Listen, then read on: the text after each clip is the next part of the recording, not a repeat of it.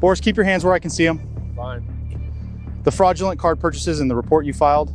I have nothing to say to you. This is Boris Borissov, a decorated Toronto police constable with nearly 2 decades on the job. He missed the one piece of evidence that would end his career, and it had his name on it. The vehicle came back to you. I'm not answering anything until I have a lawyer in the room, so you can stop. By the time the cruiser door closed on him, the man in the back seat was no longer Constable Borissov of the Toronto Police Service. He was a prisoner waiting to be processed by the same system he had spent 18 years inside. 15 counts: theft, fraud, obstruction of justice, breach of trust by a public officer, 7 years in a federal penitentiary on the other side of the paperwork. The Honda Pilot they had just pulled him out of was stolen. The GPS jammer wired underneath it was illegal, and the man in the handcuffs had spent the last 2 years walking into the homes of dead strangers, lifting whatever caught his eye, and signing his own name to the reports that were supposed to stop people exactly like him. I have to ask, when a uniformed officer steps into your home on the worst day of your life, what is the one thing you assume is off the table? Drop your answer in the comments, and subscribe if you haven't yet, because this channel covers the cases the front pages bury on page 7, and Boris Borissov deserved to be on page 1. Boris Ivanov Borissov was born in 1974 in Plovdiv, Bulgaria, the second son of a factory machinist and a hospital pharmacy clerk. The Borissov family lived in a Panelka apartment on the 5th floor of a Soviet-era block, the kind of building where the elevator worked only on alternate days and the hot water cut off at 9 in the evening. His father worked at a state-owned plant that made compressors for refrigerators. His mother counted out white pills behind a wire grill and came home smelling faintly of disinfectant and tobacco. The boy did his homework at the kitchen table on grid-ruled paper and went to bed under a wool blanket his grandmother had stitched. In 1989, the Berlin Wall came down. By 1990, the Bulgarian state was unraveling. The compressor factory closed. The pharmacy got privatized. The Borissovs spent the next 4 years on a Canadian immigration waitlist, while Boris finished high school in a country that no longer had a clear name for what it was becoming. In the summer of 1994, the family landed at Pearson International Airport with 8 suitcases and a single phone number written on the back of a customs declaration. They moved into a 2-bedroom apartment in Etobicoke, above a Bulgarian-Macedonian grocery on Royal York Road. There were sausages in the case downstairs and a Cyrillic newspaper on the counter, and for the first 6 months, the family ate at that grocery more often than they cooked at home. Boris was 19. He took a job stocking shelves at a Loblaws in Mississauga and started taking ESL classes at Humber College. He was tall, quiet, careful with money, and unusually patient with customers who could not find what they were looking for. A supervisor wrote on his first review that he was reliable, polite, and showed strong potential for advancement. He was promoted to assistant grocery manager within 14 months. He did not stay in groceries. In 1998, he enrolled in the Law and Security Administration program at Humber and graduated in 2000. He worked private security for 2 years, first at a logistics warehouse near the airport, then as a uniformed loss prevention officer at the Sherway Gardens shopping center. The store managers liked him. He spoke 4 languages by then. He could de-escalate a shoplifting confrontation in Bulgarian, Russian, Serbian, or English, depending on what came out of the suspect's mouth first. In late 2003, he applied to the Toronto Police Service. He passed the prep physical, the written exam, and the panel interview on his first attempt. His Ontario Police College intake at Aylmer began in the spring of 2004. He graduated in the top third of his class. The class instructor's notation read, "Mature recruit, calm under pressure, took direction well." He was assigned to 22 Division in West End Etobicoke for his probationary period, the same Etobicoke he had moved to 10 years earlier, with 8 suitcases and a phone number on the back of a customs slip. The early years of his career on paper were unremarkable in the best possible way. He made no major mistakes. He showed up for shifts 10 minutes early. He did not file excessive use of force reports. He He cleared calls efficiently. By 2008, he had picked up 2 divisional commendations, one for a foot pursuit that ended without injury, one for talking a man off the railing of the Humber River Bridge at 3 in the morning. The second commendation was read at a divisional ceremony. His parents drove in from Mississauga to watch. His mother brought a Tupperware container of banitsa for the room and pressed it on the staff sergeant until he agreed to eat a piece. He married a Canadian-born radiology technologist named Vesselina in 2009. They bought a semi-detached house in the Alderwood neighborhood. 2 daughters followed, born in 2011 and 2014. Family photos from that era show a wide-shouldered man with close-cropped dark hair and a faint scar on his left eyebrow from a teenage hockey injury, holding 2 small girls in matching winter coats in front of a Christmas tree. He looked, by every external measure, like a working-class immigrant success story that had landed exactly where it was supposed to. The promotions kept coming. He was transferred laterally to another West End division, then to a plainclothes investigative unit for a 6-month rotation, then back into uniform with a community response designation. He picked up a 3rd commendation in 2015 for an arrest involving a stolen vehicle and a suspect armed with a knife. The performance reviews from that era used the phrase "demonstrates initiative 4 separate times." One supervisor wrote that he was the kind of officer you trust to take a call alone and clear it properly. That last line would matter later, because between 2020 and 2022, Constable Boris Borissov took 5 calls alone, cleared them properly on paper, and walked back into his cruiser with items in his pockets that did not belong to him. The Toronto Police Service is the largest municipal force in Canada, roughly 5,000 uniformed officers across 17 operational divisions, covering 9 million residents in 630 square kilometers of city. On any given weekday, the service handles upward of 3,000 calls for service. Every officer carries a service-issued sidearm, a portable radio tuned to a divisional frequency, a body-worn camera that activates manually, and a notebook with numbered carbon copy pages that can be tendered into evidence in court. Among the categories of calls that come into the divisional dispatch console, 2 are quieter than the rest. The first is called a sudden death. The second is called a missing person, elevated risk. They share a single defining feature. They take place in apartments and houses where the occupant is either dead or gone, or both, and where the responding officer is, for a stretch of minutes or hours, the only living person in a room full of someone else's belongings. The protocol for a sudden death call is well established on paper. The first officer on scene confirms there is no medical intervention to be done. The officer secures the area, calls for the coroner, takes notes, and waits for the forensic identification unit or the homicide squad if the circumstances suggest a non-natural cause. The officer is instructed not to remove items, not to disturb the body, not to touch personal effects unless they are needed for next-of-kin notification. A missing person call with elevated risk, particularly one involving a note, a weapon, or a vulnerable person, works in a similar way. The first officer enters the dwelling under exigent authority, conducts a sweep for the missing person, and preserves the scene against the possibility that the disappearance is the front end of something worse. What both protocols depend on, almost entirely, is the integrity of the first officer through the door. There is no supervisor watching. There is no body-worn camera mandate that demands continuous recording in private dwellings during a sudden death call. There is no second pair of eyes for stretches of the response, particularly in the first minutes before backup arrives, or while backup is occupied with a grieving family member in the living room. The system assumes the officer assigned to walk through the front door will not steal from the dead. It has no mechanism for assuming otherwise. Layered on top of that is database access. A patrol constable in Toronto can run a license plate, a name, an address, or a vehicle identification number against multiple provincial and federal systems. The Canadian Police Information Centre, the Ministry of Transportation Database, Internal Records Management Systems. Every query is logged. The logs are reviewed only when someone in professional standards has a reason to look.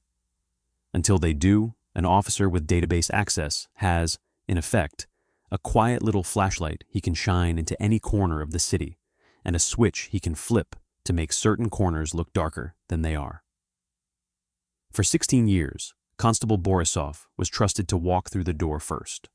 For 16 years, he was trusted to run the queries only when the job required it. And for the first 14 of those years, by all available evidence, he did. The first known theft took place on a weekday afternoon in early 2020. A woman in her early 60s had been found dead in her apartment in West Toronto. Cause of death was not yet determined.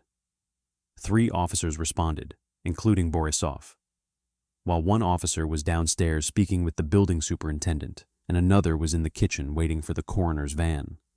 Borissov was in the bedroom. He took the woman's credit card from a small leather wallet on the dresser. He pocketed it. He filed his notes at the end of the shift. He went home, kissed his daughters on the tops of their heads, and ate dinner with his wife. The card was used the next day. A purchase at a coffee shop, a purchase at a gas station, a larger purchase at a chain electronics store. None of the purchases were directly traceable to Borissov in real time, but none had to be. The pattern that would eventually undo him was already in motion. He had taken something that did not belong to him from a dead person's nightstand and walked it out under a uniform. The second incident came later that same year. A man in his 50s had gone missing under circumstances that Toronto police categorized as high risk. A relative had been unable to reach him for several days. There were concerns about his mental state. Officers were dispatched to do a wellness check. Borissov was one of them. The man's apartment was empty. There was no body. There were, however, signs that he had left in a hurry, and, more importantly for what came next, there was a wallet on the kitchen counter containing a debit card and a credit card. Borissov took both. He passed them, within days, to a man he knew socially, a man with a history that would later be relevant. The cards were used at a butcher shop in Mississauga to purchase several $100s of meat in a single transaction. They were used at a convenience store. They were used at a gas station off the 401. The transactions, of course, generated fraud alerts. The missing man's bank flagged the activity. A formal complaint was filed. The Toronto Police Service opened a fraud file. The file was assigned to a divisional investigator. This is where the operation transformed from opportunistic theft into something the Crown would later characterize as a complete betrayal of the office. Borissov volunteered to assist with the investigation. He told the assigned investigator that he had been the first officer on the missing person call and that he had relevant background. He offered to review surveillance footage from the butcher shop. He offered to run queries on the vehicle that had been spotted in the parking lot during the fraudulent transactions. He sat at a desk in the division, in uniform, and watched grainy video of his own accomplice walking into a shop with stolen cards in his hand. Then he filed a report. In it, he stated that he did not recognize the man in the footage. He did not recognize the vehicle. He could provide no investigative leads. The report was signed. It was uploaded into the records management system. It became, at the time, the official position of the Toronto Police Service on the question of who had used the missing man's credit card at a Mississauga butcher shop. The vehicle in the footage was registered to Boris Borissov. He had used a marked police database, the same database he was sworn to use only in the lawful execution of his duties, to monitor the file. He had quietly checked, over a span of weeks, whether the investigation was advancing in his direction. He used his database access the same way a thief might check a rear-view mirror on the highway. He was not investigating the crime, he was watching it. The third incident took place in early 2021. Borissov responded to a sudden death call at a downtown apartment. The deceased was an older man. There were no immediate signs of foul play, but the family had not yet been notified. While other officers managed the scene, Borissov spent a stretch of time alone in the bedroom. He left with a TAG Heuer wristwatch worth approximately $6,500. The watch had been a retirement gift. It was on the dresser where the dead man had left it the night before. It never made it into the inventory list provided to the deceased's family. It did not make it onto the coroner's seizure form. It made it instead into Borisov's house, into a drawer in his own bedroom, several kilometers away in Alderwood. The fourth incident layered onto these. Another call, another small piece of personal property, and then the fifth. The pattern was always the same, small enough to slip into a pocket, valuable enough to matter, belonging to someone who would never again be in a position to notice it was missing. In one of those calls, while another officer and a grieving brother were discovering a suicide note in one room of the apartment, Borisov was in the bedroom of the missing man, weighing a watch in his hand and deciding that it was going home with him. And running underneath all of this, like a service tunnel under a city street, was a separate scheme involving stolen vehicles. Investigators would later allege that Borisov was involved in a fraud ring that obtained vehicles through deception and re-registered them with the help of misused police database access. The Honda Pilot he was eventually arrested in was the most visible product of that scheme, a mid-size SUV, retrofitted with a GPS jamming device wired into the electrical system. The jammer's purpose was simple. It blinded any tracker, any load jack, any embedded telematics module that might have tried to broadcast the vehicle's location to a recovery service or an investigator. A police officer driving a stolen SUV with a GPS jammer underneath it is not a man who has made a single bad decision. He is a man whose decisions have, over time, become the architecture of his life. The catalyst was the false report. Toronto Police Professional Standards investigators, working alongside divisional fraud detectives, eventually did what Borisov had counted on no one doing. They pulled the records management entries on the missing man card file. They looked at who had filed the supplemental report, stating that the man in the surveillance footage was unidentifiable. They saw Borisov's badge number on the report. They then went and looked at the plate of the vehicle parked in the same footage outside the Mississauga butcher shop. The plate came back to Boris Borissov. It is one thing for an officer to be on the periphery of an investigation. It is another for him to volunteer to investigate it, file a report concluding there were no leads, and have the vehicle in the footage register to his own home address. There was, in that combination, no innocent explanation. There was no clerical error to hide behind. There was no honest mistake. A senior investigator inside Professional Standards understood within a single afternoon what they were looking at. They were no longer investigating a fraud ring. They were investigating a serving constable who had been working both sides of a file in the records management system for months. The investigation expanded outward from there. Once the unit had a reason to pull Borisov's recent call history, they had a reason to pull every sudden death and missing person call he had attended in the prior 2 years. They had a reason to interview the families of the deceased. They had a reason to ask whether anyone had noticed a wristwatch missing from a bedroom, a credit card missing from a wallet, a small piece of jewelry that had been there the day before the body was found and was not there the day after. People had noticed. People had noticed, and they had said nothing at the time, because the only person they had to say it to was a uniformed officer of the Toronto Police Service, and the uniformed officers of the Toronto Police Service had been the only people in the room. One grieving daughter had spent 6 months looking for a piece of her mother's jewelry before convincing herself she had misremembered owning it. One brother had filed a quiet supplementary report about a missing watch and been told there was no path forward. The catalyst, in the end, was not an audit. It was not a tip. It was Borisov himself. He had reached so far into the system to cover his tracks that the system finally turned around and recognized him. The Professional Standards investigation ran for months in silence. Borisov continued to come to work. He continued to pick up shifts at his division. He continued to file reports, attend calls, and stand at divisional muster every morning while detectives elsewhere in the same building built the case against him. They pulled his database query logs going back years. They cross-referenced every CPIC and Ministry of Transportation query he had run against every active file he had been assigned to. They found queries he had made on vehicles that had nothing to do with the calls he had attended. They found queries on names that did not appear in any incident he had been formally involved with. They found in particular queries he had made on his own accomplice, quietly, in the middle of shifts, to check whether the accomplice had any new flags in the system. The flashlight he had been shining into the city's corners had left a trail of fingerprints across his own service file. They pulled the butcher shop surveillance and traced the accomplice through tax records, employment history, and prior contact with the service. They built a timeline of the card's use. They placed the accomplice in the vehicle at the time of every fraudulent transaction.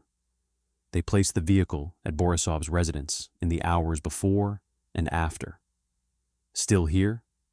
Good. We're heading into the trial now, and into the moment when this constable's own testimony lit the rest of his life on fire. If you appreciate this kind of coverage, subscribe and stay with us. We do this every week, and these cases need more eyes on them. They executed search warrants. They went into his Alderwood home. They went into his locker at the division. They went into the Honda Pilot. Inside the home, they found items belonging to people Borissov had been assigned to serve. A TAG Heuer watch, a piece of jewelry, small valuables that had been removed, never inventoried, never disclosed. Inside the SUV, they found the GPS jammer. They found documentation tying the vehicle into the broader auto fraud scheme. They found the architecture of his secondary life, sitting in his garage with the hood up, waiting to be inventoried. By the time the warrants were executed, the case was no longer about a single bad shift. It was about a pattern stretched across 2 years and 5 identifiable incidents, anchored by a smoking gun the constable had created himself. A sworn report, filed in his own name, declaring that he could not identify the vehicle that was registered to his own address. The cover-up was the proof. The arrest came in April 2022. Officers from the Professional Standards Unit, supported by uniformed members of another division, approached Borissov at a location away from his home. He was driving the Honda Pilot. The takedown was clean. There was no foot pursuit. There was no use of force. The dashboard cameras of the supporting cruisers captured a short exchange that would be played, in part, in court. "Boris, step out of the vehicle. Hands where we can see them." He stepped out. He kept his hands visible. He said nothing for a long moment. "You know why we're here." "I'd like to speak to my lawyer." "That's your right. Turn around for me. Hands behind your back." He turned around. He let them put the cuffs on. He did not resist. He did not protest. He did not ask what charge. He did not pretend to be confused. The officers behind the cameras would later say his face was almost blank, not shocked, not enraged, just very still, the way a man's face goes when something he has been expecting for months has finally arrived. In the cruiser on the way to booking, he said one more thing. He said it quietly, more or less to himself. "My family." It was the only thing he said about the case for the rest of the day. He invoked counsel. He said nothing further. He was processed through the same booking system he had walked thousands of suspects through over the previous 18 years. He was fingerprinted by colleagues who had stood next to him at muster a week earlier. He was photographed against the same beige wall. He was held overnight. He was released on bail the next day to await trial. The trial took place in Newmarket, Ontario, before Justice Mary Ellen Misener. The Crown laid out 15 charges: theft under $5,000, theft over $5,000, fraud, trafficking in identity information, obstruction of justice, breach of trust by a public officer.